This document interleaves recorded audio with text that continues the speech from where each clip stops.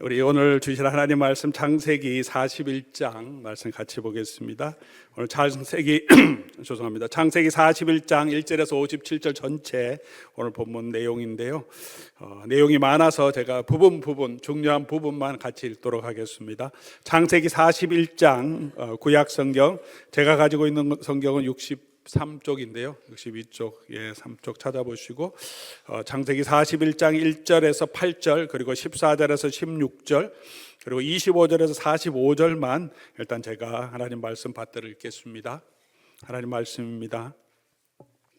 만 2년 후에 바로가 꿈을 꾼 적 자기가 나일강 가에 서 있는데 보니 아름답고 살진 7 암소가 강가에서 올라와 갈밭에서 뜯어먹고, 그 뒤에 또 흉하고 파리한 다른 7 암소가 나일강 가에서 올라와 그 소와 함께 나일강 가에 서 있더니 그 흉하고 파리한 소가 그 아름답고 살진 7 소를 먹은지라. 바로가 곧 깨었다가 다시 잠이 들어 꿈을 꾸니 한 줄기에 무성하고 충실한 7 이삭이 나오고, 그 후에 또 가늘고 동풍에 마른 7 이삭이 나오더니 그 가는 7 이삭이 무성하고 충실한 7 이삭을 삼킨지라. 바로가 깬 적 꿈이라. 아침에 그의 마음이 번민하여 사람을 보내어 애굽의 점술가와 현인들을 모두 불러 그들에게 그의 꿈을 말하였으나 그것을 바로에게 해석하는 자가 없었더라. 14절에서 16절 봅니다. 이에 바로가 사람을 보내어 요셉을 부르매 그들이 급히 그를 옥에서 내놓은지라. 요셉이 곧 수염을 깎고 그의 옷을 갈아입고 바로에게 들어가니 바로가 요셉에게 이르되 내가 한 꿈을 꾸었으나 그것을 해석하는 자가 없더니 들은즉 너는 꿈을 들으면 능히 푼다 하더라. 요셉이 바로에게 대답하여 이르되 내가 아니라 하나님께서 바로에게 편안한 대로 대답을 하시리이다. 25절부터 또 보겠습니다. 요셉이 바로에게 아뢰되 바로의 꿈은 하나라. 하나님이 그가 하실 일을 바로에게 보이심이니이다. 7 좋은 암소는 7 배요 7 좋은 이삭도 7 배니 그 꿈은 하나라. 그 위에 올라온 파리하고 흉한 7 소는 7년이요 동풍에 말라 속이 빈 7 이삭도 7해 흉년이니 내가 바로에게 이르기를 하나님이 그가 하실 일을 바로에게 보이신다 함이 이것이라. 온 애굽 땅에 7해 큰 풍년이 있겠고 후에 7해 흉년이 들므로 애굽 땅에 있던 풍년을 다 잊어버리게 되고 이 땅에 이 기근으로 망하리니 후에 든 그 흉년이 너무 심함으로 이전 풍년을 이 땅에서 기억하지 못하게 되리이다. 바로께서 꿈을 2번 겹쳐 꾸신 것은 하나님이 이 일을 정하셨음이라. 하나님이 속히 행하시리니 이제 바로께서는 명철하고 지혜 있는 사람을 택하여 애굽 땅을 다스리게 하시고 바로께서는 또 이같이 행하사 나라 안에 감독관들을 두어 7해 풍년에 애굽 땅의 5분의 1을 거두되 그들로 장차 올 풍년의 모든 곡물을 거두고 그 곡물을 바로의 손에 돌려 양식을 위하여 각 성읍에 쌓아두게 하소서. 이와 같이 그 곡물을 이 땅에 저장하여 애굽 땅의 임할 7해 흉년에 대비하시면 땅이 이 흉년으로 말미암아 망하지 아니하리이다. 바로와 그의 모든 신하가 이 일을 좋게 여긴지라. 바로가 그의 신하들에게 이르되 이와 같이 하나님의 영에 감동된 사람을 우리가 어찌 찾을 수 있으리요 하고 요셉에게 이르되 하나님이 이 모든 것을 내게 보이셨으니 너와 같이 명철하고 지혜 있는 자가 없도다. 너는 내 집을 다스리라. 내 백성이 다 내 명령에 복종하리니 하리니 내가 너보다 높은 것은 내 왕자뿐이니라. 바로가 또 요셉에게 이르되 내가 너를 애굽 온 땅의 총리가 되게 하노라 하고 자신의 인장 반지를 빼어 요셉의 손에 기우고 그에게 세마포 옷을 입히고 금사슬을 목에 걸고 자기에게 있는 버금수레에 그를 태우매 무리가 그 앞에서 소리 지르기를 엎드리라 하더라. 바로가 그에게 애굽 전국을 총리로 다스리게 하였더라. 바로가 요셉에게 이르되 나는 바로라. 애굽 온 땅에서 내 허락 없이는 수족을 놀릴 자가 없으리라 하고 그가 요셉의 이름을 사브낫 바네아라 하고 또 온의 제사장 보디베라의 딸 아스낫을 그에게 주어 아내로 삼게 하니라. 요셉이 나가 애굽 온 땅을 순찰하니라. 아멘. 저희는 계속해서 신년 초부터 요셉의 이야기, 요셉에 대한 이야기, 성경에 나온 요셉의 이야기 내러티브를 통하여서 하나님은 우리에게 주시는 교훈을 살펴보고 있습니다. 특별히 하나님께서 야곱을 통해 요셉을 축복하신 것처럼 담장을 넘어가는 가지로 요셉이 사용된 것을 보면서 저와 여러분들도 이렇게 담장을 넘어가는 가지로 설 수 있는 하나님의 뜻, 교훈을 우리가 하나하나 살펴보며 배워가고 있습니다. 오늘 본문은 요셉의 삶의 하나의 큰 하이라이트라고 할 수 있겠죠. 드라마틱한 반전이 있고 이제 요셉이 애굽의 총리가 되었습니다. 오늘 본문에 꿈 이야기가 많이 나오고 또 바로의 꿈을 보면 어떻게 보면 이게 그렇게 해석하기 어려운가 그런 생각도 들 겁니다.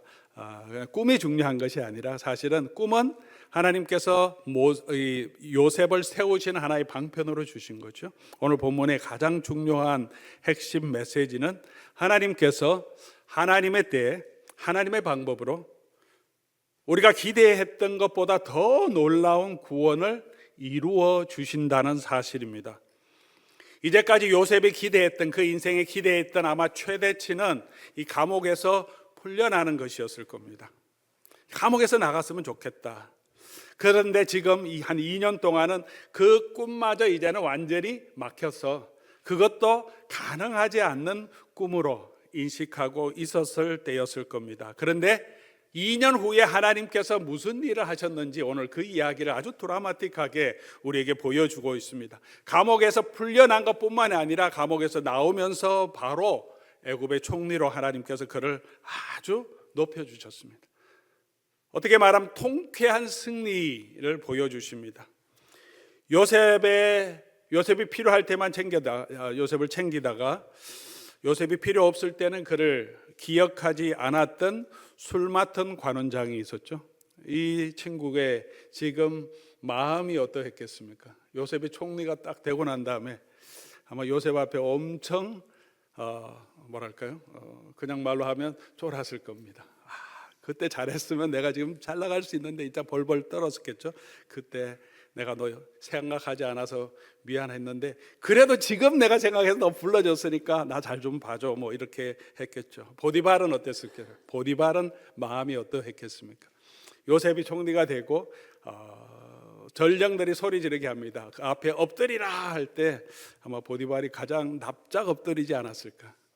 엄청난 두려움에 사로잡혀서 아마 요셉한테 엎드려서 살려달라고 그런 마음이었을 겁니다. 보디발보다 더 두려웠던 한 사람이 있었겠죠. 누구겠습니까? 보디발의 아내죠. 보디발의 아내 지금 마음이 어떠했을까요? 요셉이 총리가 갑자기 되어버렸습니다. 남편 두고 바람 피우려고 그렇게 요셉을 유혹했는데 자기 말 들어주지 않는다고 요셉을 간반범으로 만들고 거짓말해서 음해하고 감옥에 쳐넣었는데 그 요셉이 지금 외국의 총리가 되어버렸어요. 잘못하면 뭐 그냥 자기 가진 거 다 잃는 게 아니라 자기 목숨까지도 지금 날아갈 수 있는 상황이 됐습니다. 하나님께서 그렇게 요셉을 높이 드셔서 그 모든 원수들 앞에서 요셉을 영화롭게 하셨습니다. 성경이 보여주시는 하나님의 구원이죠. 성경이 보여주시는, 성경 무슨 책입니까? 하나님이 죄 가운데 있는 인류를 어떻게 구원하시나. 근데 그 구원이 정말 드라마틱하게 사람이 기대할 수 없는 놀라운 방법으로 하나님이 그 백성을 구원해 가십니다. 출애굽 사건도 그렇죠. 역사적으로도 출애굽은 한 백성이, 노예로 있던 한 백성이 정말 자유함을 얻는, 대탈출하고 자유함을 얻는 그런 이야기의 가장 중요하고 역사적으로도 가장 회자가 많이 되는 이야기입니다. 엑소더스라고 그러죠. 어떤 어려움에서 탈출하게 되는 것을 지금도 엑소더스라고 그렇게 얘기합니다. 그보다 더 놀라운 구원은 하나님께서 죄 가운데 있는 사람들을 구원하시기 위해서 그 사람들을 이처럼 사랑하사 독생자를 내어주셔서 그 아들을 통해서 그 아들을 믿는 자마다 멸망치 않고 영생을 주시기로 하신 이 놀라운 구원의 소식입니다. 인류 역사 가운데 어떤 도덕적인 책 가운데, 철학 가운데, 종교 서적 가운데 이런 하나님의 사랑, 이런 신의 사랑을 보여준 그런 책은, 그런 이야기는 아무 곳에도 없습니다.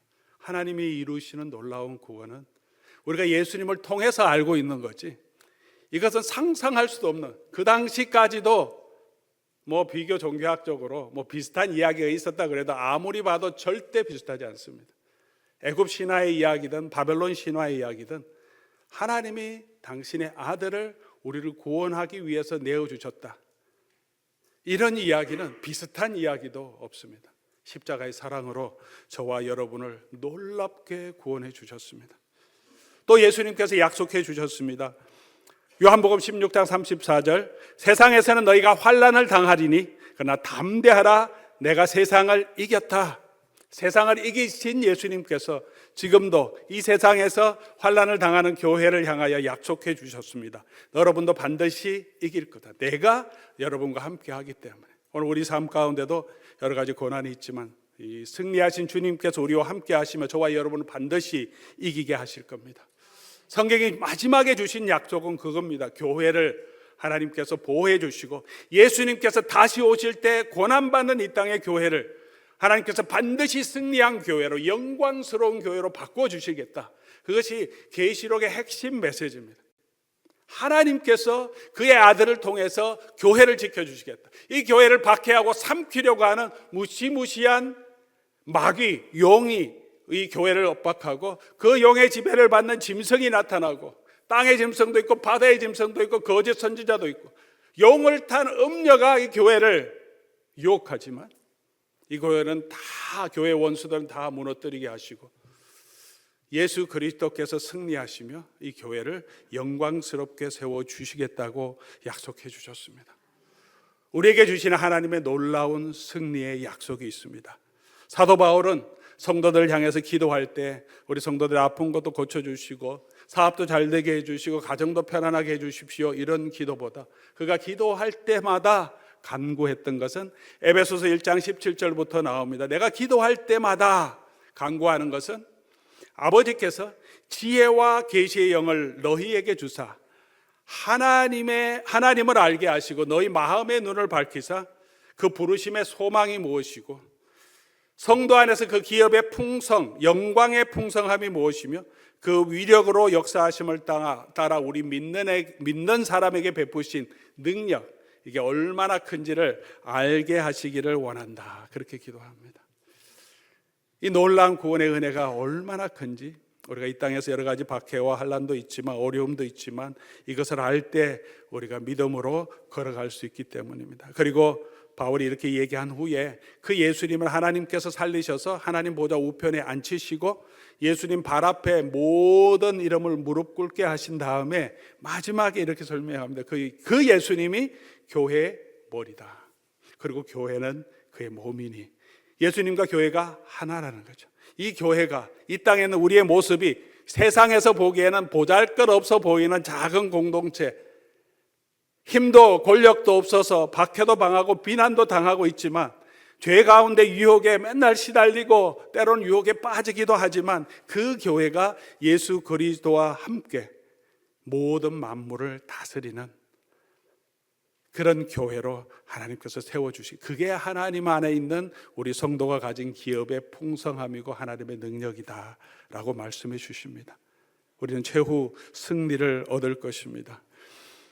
천국에 가보면 아마 아주 놀랄 일이 많지 않을까 그런 생각을 하게 됩니다. 이 세상에서 잘나고 힘있고 똑똑한 사람들이 그곳에 없고, 아마 나사로와 부자의 이야기를 말씀드렸지만 그렇게 잘 나가던 사람은 아마 저 지옥에 있는 많은 사람들을 보게 될 거고, 세상에 아무도 관심 가지 않았던 많은 사람들이 아브라함의 품에 있을 것입니다. 교회 안에서도, 교회에서 정말 많은 사람들이 정말 존중하고 유명했던 많은 사람들은 천국에서도 저 구석에 있을지 모르고요, 이름 없던 많은 성도들이 예수님 주변에서 하나님 앞에서 영광스럽게 서 있는 모습을 보게 하실 겁니다. 제 말이 아니라 예수님께서 말씀하셨죠. 먼저 된 자가 나중되고 나중된 자가 먼저 될 자가 많이 있을 거다.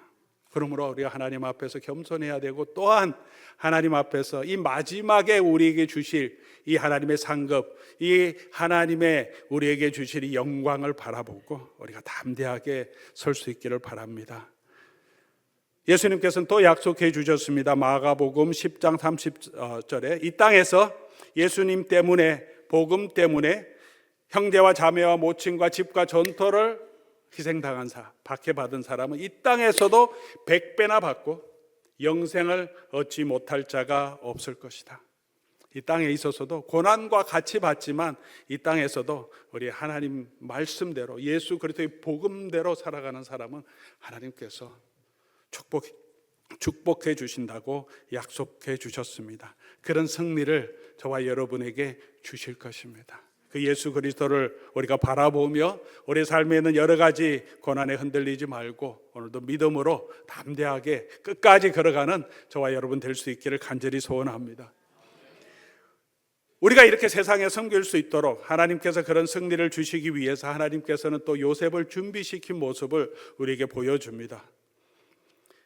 요셉을 준비시키고 요셉에게 그런 명철과 지혜를 주신 것은 하나님께서 주신 것이라고 오늘 본문은 분명히 얘기하고 요셉은 그것을 인정합니다. 요셉은 말할 때마다 16절에도 하나님께서 바로에게 편안한 대답을 하실 거다. 25절에도 하나님이 그가 하실 일을 바로에게 보이시겠다. 28절에도 내가 바로에게 이르기를 하나님이 그가 하실 일을 바로에게 보이신다고 하셨는데 그게 바로 이 일입니다.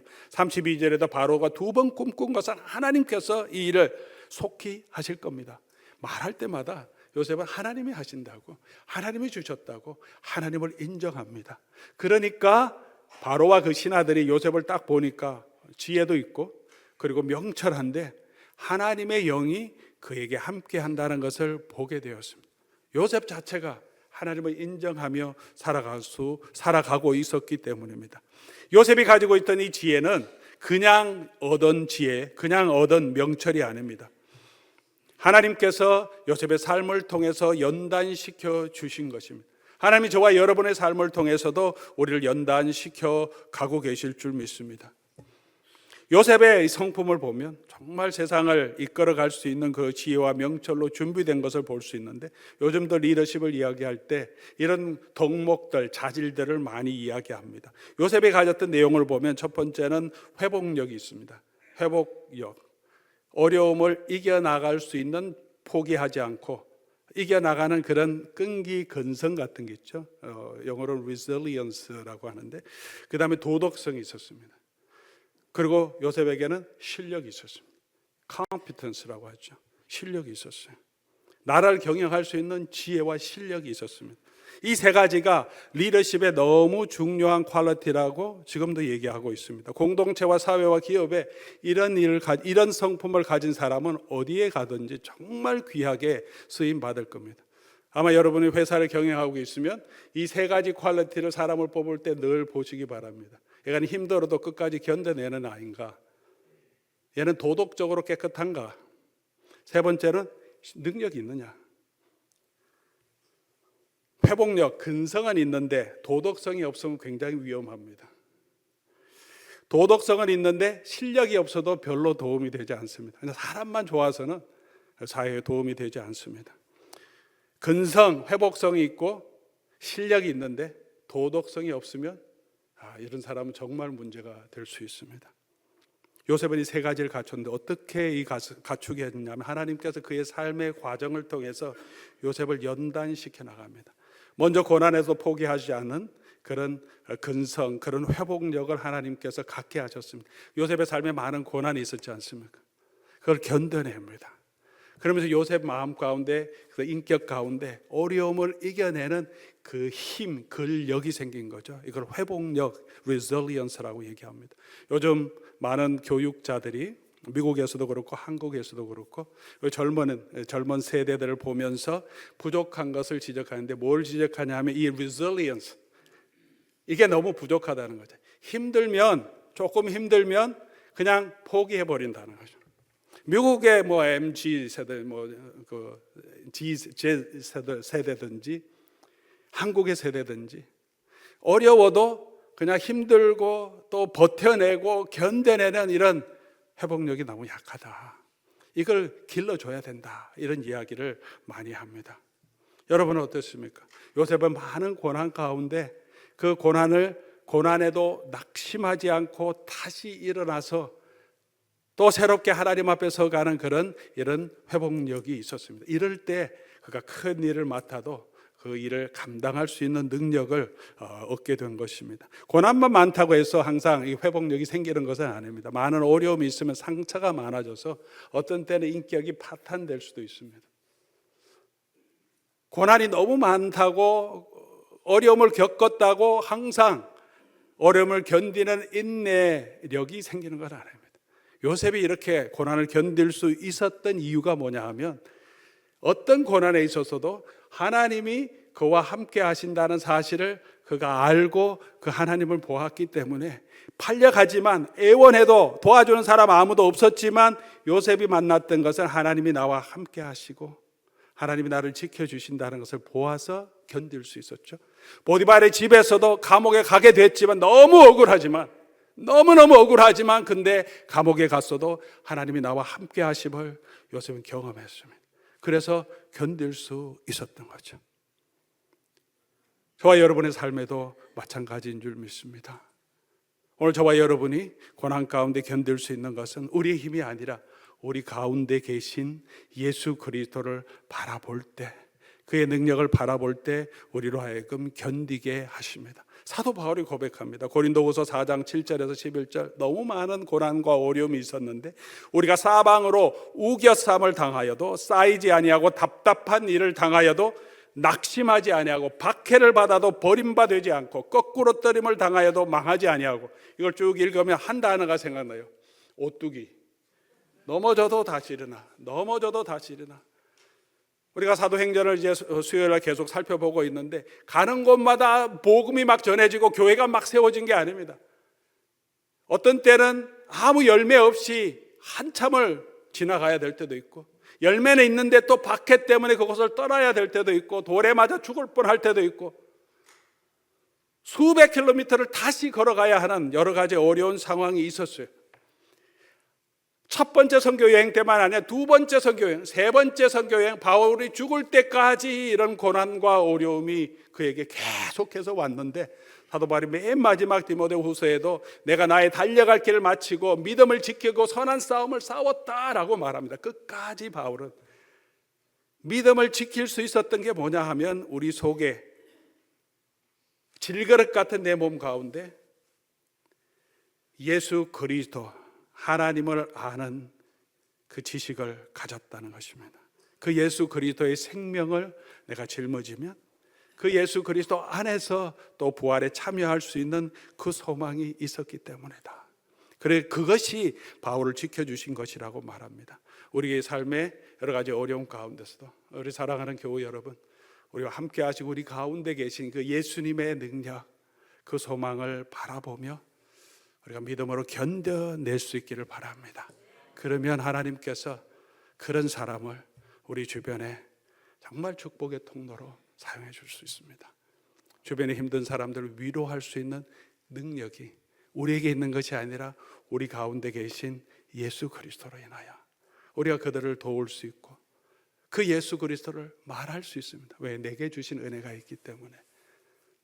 나를 붙들어 주신 그 주님을 어떤 어려움에 있는 사람도 그 주님이 나를 붙들어 주신 것처럼 당신과도 함께 하실 수 있습니다. 세상에 당당하게 이야기할 수 있게 하실 줄 믿습니다.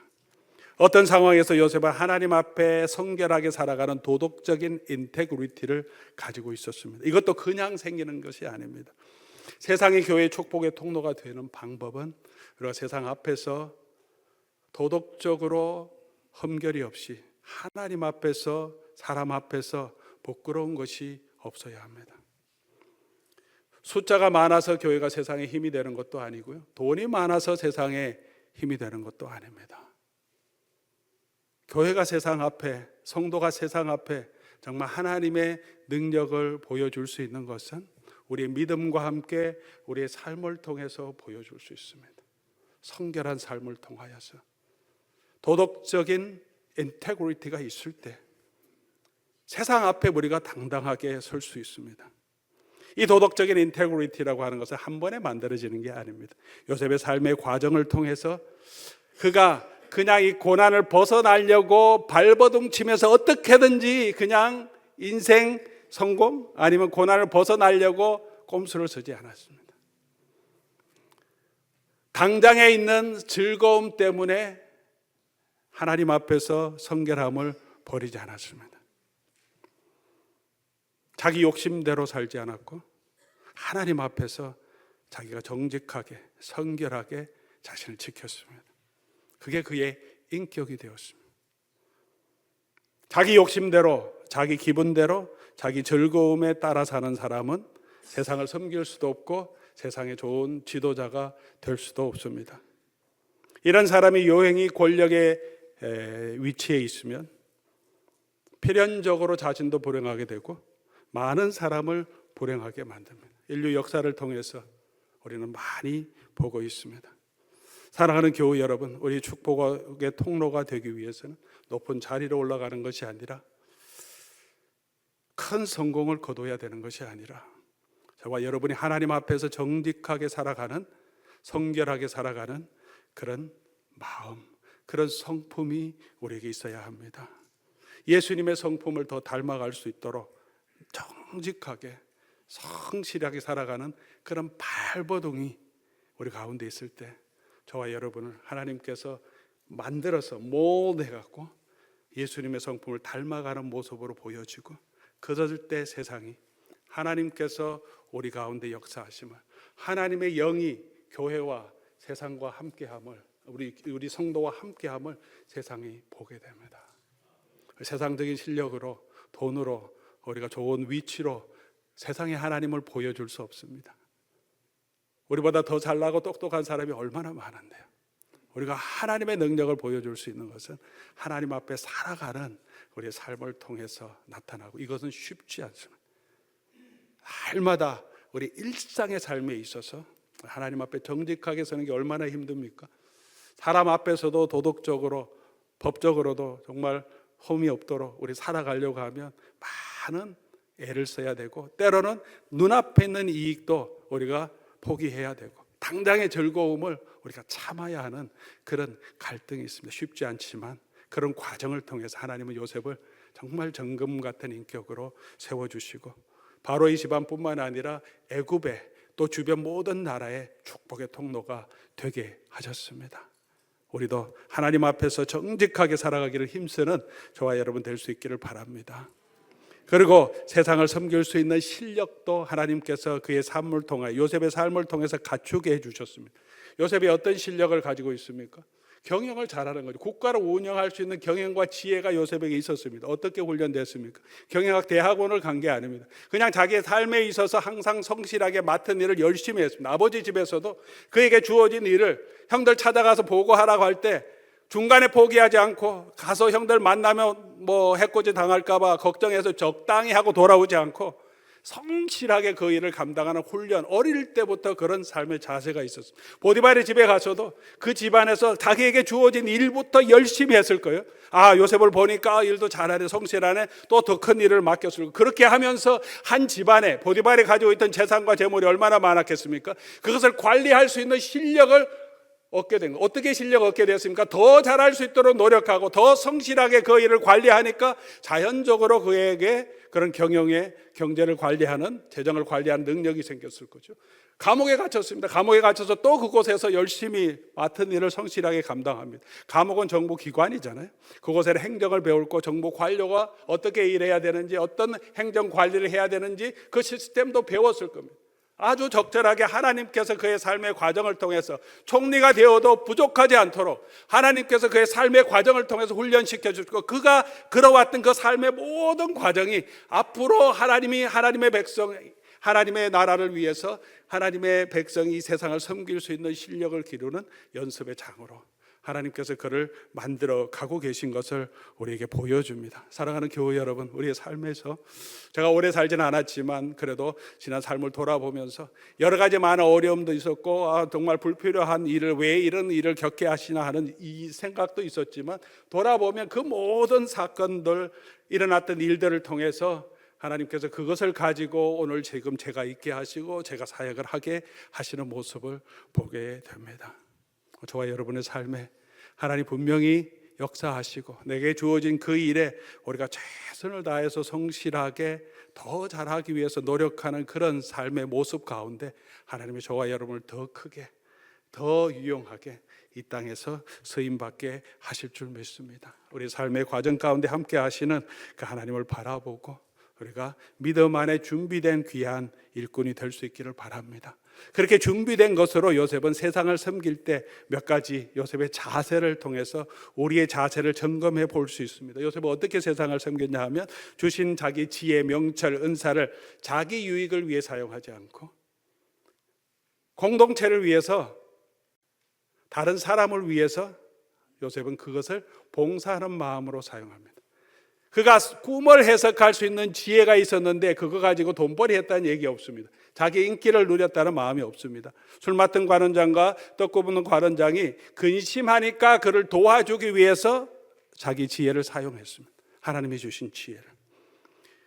바로가 그를 불러서 꿈의 해석을 물으니까 돕는 마음으로 섬겼고, 돕는 마음으로 이렇게 하면 좋겠습니다 하고, 총리가 되었을 때도 그 지위에 안주하지 않고 자기 특권과 자기 유익과 자기 재물을 얻으려고 노력하지 않고 맡겨주신 일을 가지고 그 나라, 그 백성 사람들이, 주변의 나라들이 이 흉년에서 구원 얻을 수 있도록 섬기는 마음으로 열심히 섬깁니다. 오늘 본문 우리가 읽었던 맨 마지막에 요셉이 총리가 된 다음에 온 땅을 순찰합니다. 총리가 된 다음에 자기 집을 만들고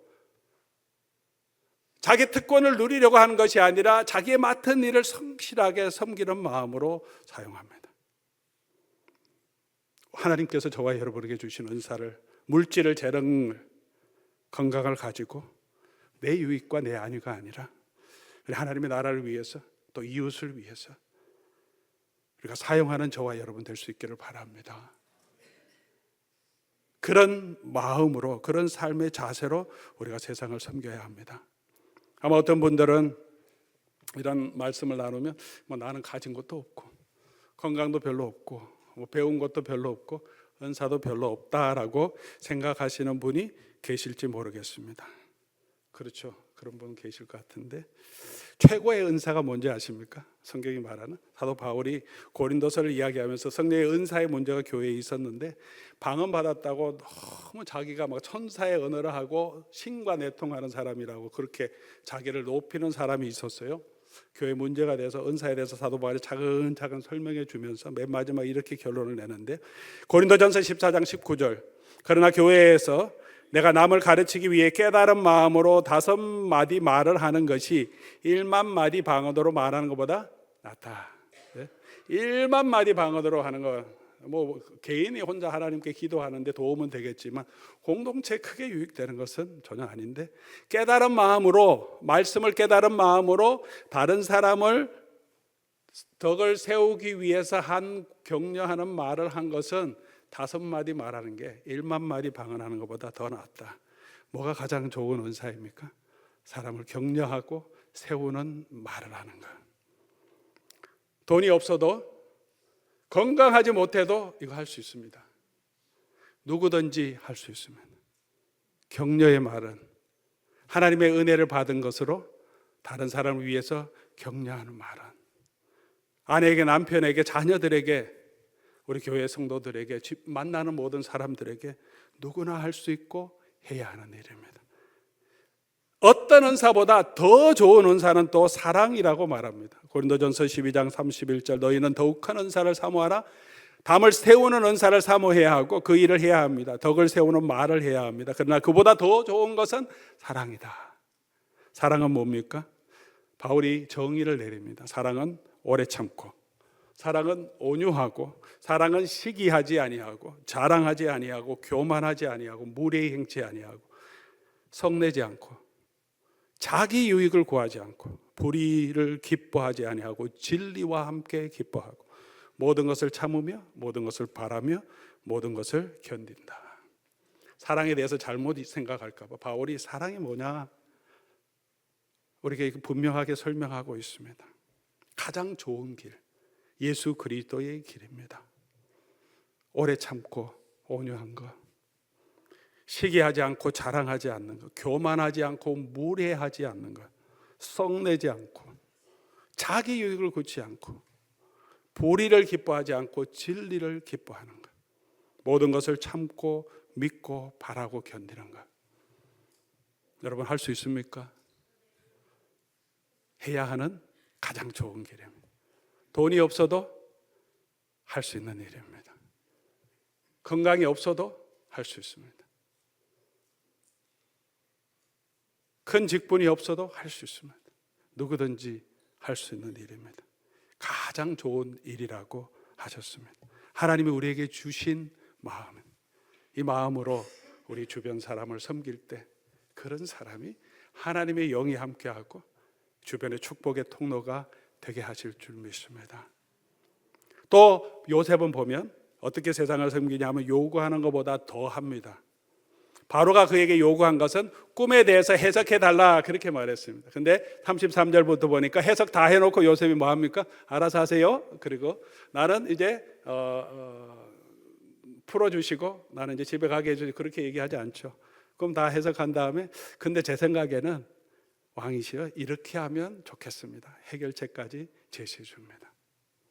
해결을 제기할 수 있는 능력도 중요하지만 요셉이 요구되는 것보다 더 섬기는 마음으로 바로와 그 땅에 있는 백성들을 생각하는 마음으로 더 일을 합니다. 스스로 해야 하는 것도 제대로 안 하는 사람도 있죠.